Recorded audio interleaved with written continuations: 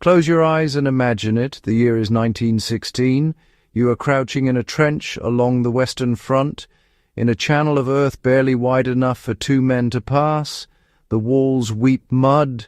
The floor beneath your boots is a slick communion of clay, standing water, and things you do not want to think about. The air smells of wet wool, cordite, and something that belongs to the earth itself. This is not a place built for living, and yet tens of thousands of men lived here, month after month, in a war that seemed to have no end and no mercy. It is in this crucible that some of the most remarkable fieldcraft techniques in human history were born, not in training manuals, but in the desperate necessity of staying alive one more dawn. Welcome to Fieldcraft Chronicles. Tonight we go back to the trenches. The invisible enemy, understanding the sniper threat. By 1915, the sniper had become one of the most feared presences on the Western Front.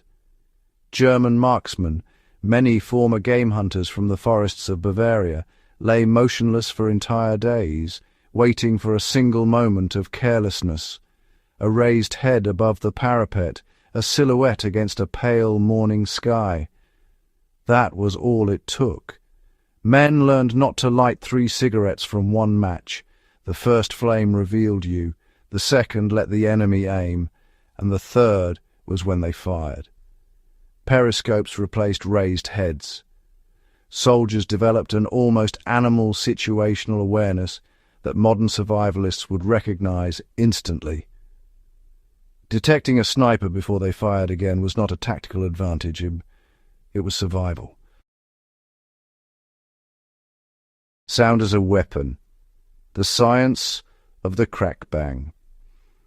Long before any electronic detection system existed, front-line soldiers developed an intuitive grasp of acoustic physics that would impress a modern engineer. When a sniper fires, 2 sounds travel toward you at different speeds.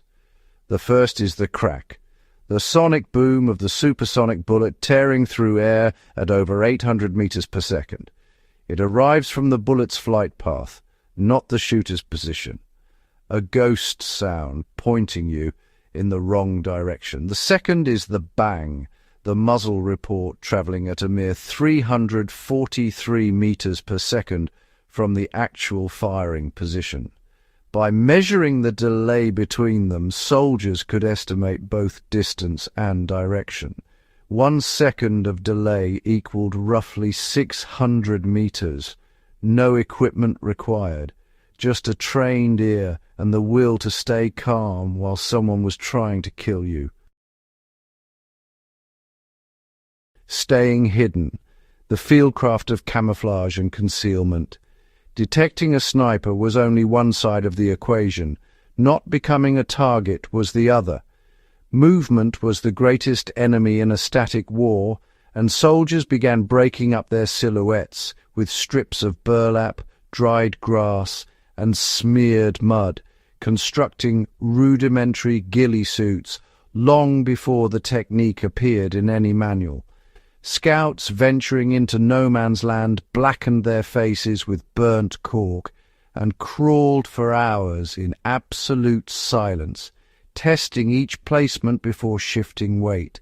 Patience, stillness, and the complete suppression of every instinct to move quickly. That was fieldcraft at its most essential. The legacy written in mud. A century on, the lessons born in those muddy channels remain as relevant as ever. The crack-bang technique lives in modern acoustic detection systems.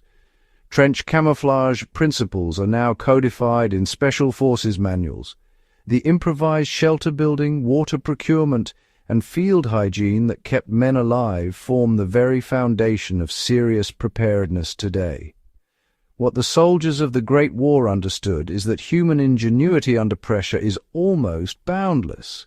The crack-bang technique was not invented in a laboratory. It came from men listening carefully to a dangerous world and refusing to be helpless within it. That instinct to observe, adapt, and survive is the oldest and most powerful fieldcraft of all. A final word to the fieldcraft community. The skills that kept men alive in the worst conditions human beings have ever endured were not reserved for the elite. They were built from observation, practice, and the willingness to learn. That is what connects a soldier in a Ypres trench to a bushcrafter in a woodland camp to a prepper in a suburban garage. If this episode sparked something in you, share it with the history enthusiast, the survivalist, anyone who believes the past makes us stronger. Subscribe to Fieldcraft Chronicles. Hit that notification bell. There are centuries of forgotten fieldcrafts still waiting to be uncovered. Stay sharp, stay prepared. We'll see you at the next episode. Fieldcraft Chronicles, where history meets survival.